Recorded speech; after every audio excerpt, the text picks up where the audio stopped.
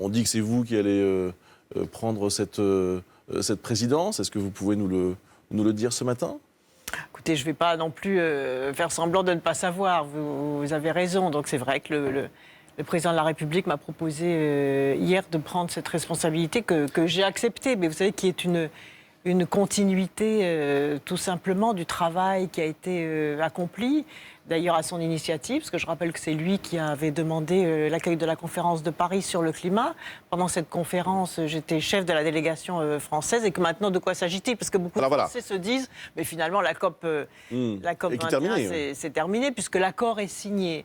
Mais comme l'a dit Ban Ki-moon, le secrétaire général des Nations Unies, l'accord est signé, donc tout commence, donc le travail commence. Mais aussi, c'est un travail de continuité, de longue haleine, parce que ça fait quand même des années qu'il y a des conférences sur le climat, et donc il y a trois éléments essentiels. Il y a d'abord s'assurer que tous les pays qui ont levé la main à la conférence de Paris ratifient l'accord, signent bien cet accord et dans leur politique nationale appliquent les décisions qui vont permettre de lutter contre le réchauffement climatique. Ensuite, il y a l'application de toutes les décisions de ce qu'on a appelé les coalitions. Pendant la COP21, il y en a 70. Par exemple, l'électrification de l'Afrique grâce aux énergies renouvelables. Par exemple, l'engagement des entreprises. Ça va constituer l'une de mes priorités, parce que si les entreprises s'engagent dans la transition énergétique, elles vont créer des activités, des emplois, et les Français et les citoyens du monde vont comprendre que lutter contre le réchauffement climatique, c'est-à-dire atténuer toutes les catastrophes climatiques, permet aussi de créer des activités et des emplois.